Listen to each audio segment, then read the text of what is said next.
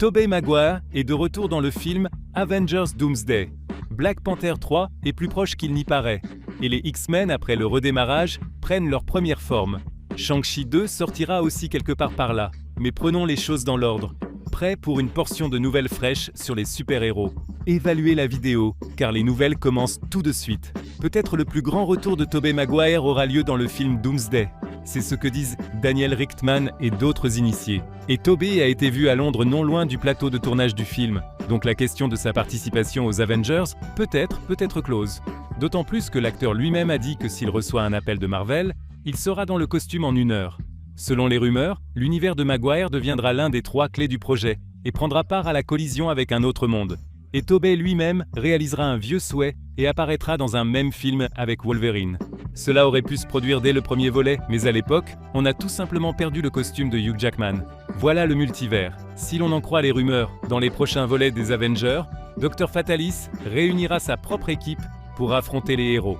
Les fans supposent qu'on pourrait y retrouver les personnages les plus divers, du capitaine Hydra au roi Thanos. Et quelle équipe de Fatalis voyez-vous? Il y en aura bientôt une aussi pour Naruto, film sur lequel Lionsgate commencera à tourner en 2026. Quel rapport avec les super-héros? Eh bien, le réalisateur du projet est Destin Cretton, qui était à un moment donné prévu pour le poste de réalisateur de la dynastie Kang, et qui tourne en ce moment même Spider-Man 4. Mais ce qui est encore plus important, Cretton est aussi rattaché au film Shang-Chi 2. Personne ne pouvait comprendre si le projet sur Naruto était vivant ou non. Maintenant, avec l'annonce, tout est rentré dans l'ordre, y compris le fait que Shang-Chi 2 commencera donc à être tourné, peut-être en 2027. Par conséquent, il sortira après Secret Wars déjà dans la nouvelle saga des mutants. Il y a aussi une mise à jour à leur sujet. Et on rapporte qu'au centre des X-Men et de la prochaine saga, il y aura Cyclope et Jean Grey. Exactement comme dans la trilogie originale, mais avec la nuance que là-bas, après le premier volet, la franchise s'est transformée en un projet solo de Wolverine. Cette fois, comme le veut le canon, Cyclope sera révélé comme le leader des mutants. On montrera sa famille avec Jean, et on ne l'écartera pas de l'intrigue pour libérer du temps d'écran pour Hugh Jackman. On rapporte aussi qu'en plus du couple, la composition renouvelée des X-Men comprendra Angel, le Fauve, Gambit, Malicia et Diablo. Ici, bien sûr, cela devient intéressant, car au minimum, le Gambit de Channing Tatum, le Fauve d'Alan Cumming et le Fauve de Kelsey Grammer apparaîtront dans Doomsday et très probablement dans Secret Wars. Le nouveau rapport signifie-t-il que ces gars survivront aussi au redémarrage?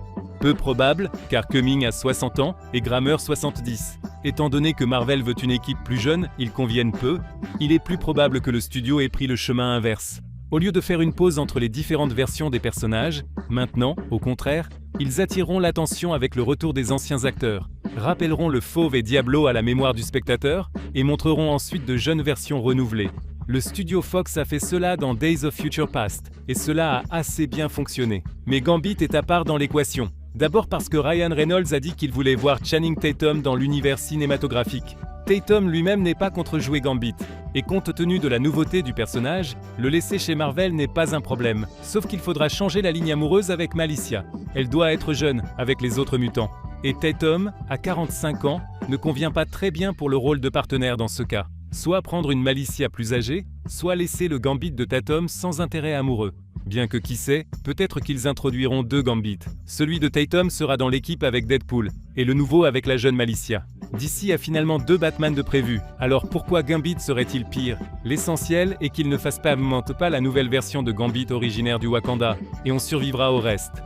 Là aussi, il y a une mise à jour, car le réalisateur Ryan Coogler a déclaré que Black Panther 3 est son prochain projet, et il ne prévoit de s'occuper de rien d'autre que de Panther dans un avenir proche. Étant donné qu'il n'y a pas encore d'informations sur le début du tournage, il commencera l'année prochaine, et le film sortira, respectivement, en 2028, déjà après Secret Wars. Aussi, respectivement, dans la nouvelle saga des mutants, qui ressemble de plus en plus à une comédie.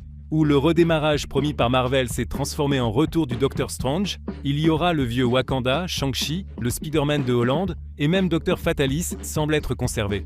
En quoi consiste dans ce cas l'idée du redémarrage, ce n'est pas clair.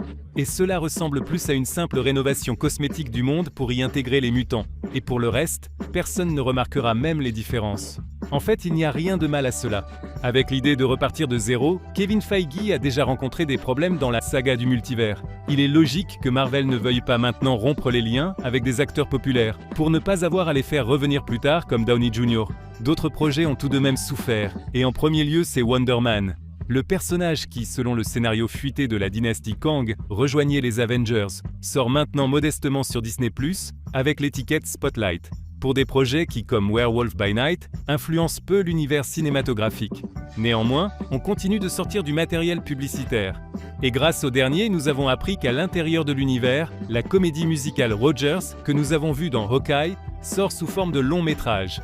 Étant donné que Wonder Man se concentrera sur la vie d'Hollywood à l'intérieur de l'univers, il faut certainement s'attendre à quelques images.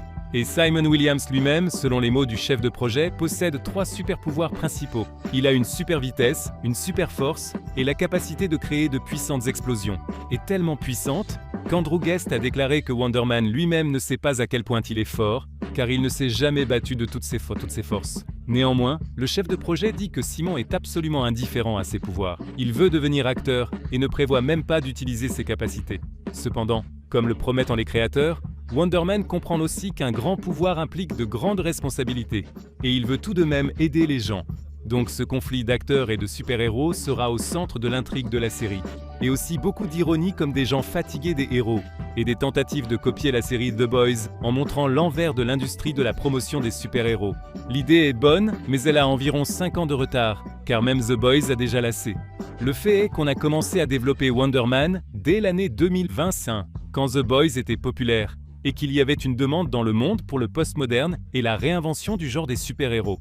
Outre The Boys, Umbrella Academy, Mercredi et d'autres s'en occupaient. Mais, comme la majeure partie d'Hollywood, Marvel a commis une erreur, en sortant trop tard un projet dont la tendance est depuis longtemps obsolète. La même histoire arrive à Netflix avec Mercredi et Arcane, et même The Witcher. Il y a maintenant de très grandes pauses entre les saisons, et seuls les grands projets comme House of the Dragon et Stranger Things peuvent se vanter que les gens se souviennent d'eux. La même Mercredi, en 3 ans entre la première et la seconde saison, a été définitivement oubliée. Et Marvel à cet égard a en général un ensemble complet de problèmes, car personne ne connaissait Wonder Man de toute façon, et il essaie en plus d'utiliser des thèmes populaires d'il y a 5 ans. En gros, on comprend pourquoi Feige a sorti la série dans la catégorie séparée Spotlight. Bien qu'on ne dirait pas que le projet sera sans équivoque mauvais. Il sera solide, il fallait juste le sortir au plus tard en 2022. Pour finir, notons que Josh Gad a également rejoint le projet, qui jouera son propre rôle, un acteur d'Hollywood. À une époque, d'ailleurs, il y avait des rumeurs selon lesquelles Josh jouerait le pingouin dans l'univers cinématographique DC de Zack Snyder. L'acteur lui-même a aussi fait allusion au personnage, mais quand l'univers a été fermé, il a déclaré que tout cela était une blague faite aux fans, et qu'il ne jouerait pas le pingouin. Et c'est bien sûr, comme vous l'avez déjà deviné, voici la rubrique traditionnelle sur les théories du retour de Snyder. Car une fois de plus, l'appel à restaurer l'univers de Snyder est dans les sujets populaires de Twitter. La raison est l'annonce de la publication Comic Book News, dont il vaut mieux ne pas parler.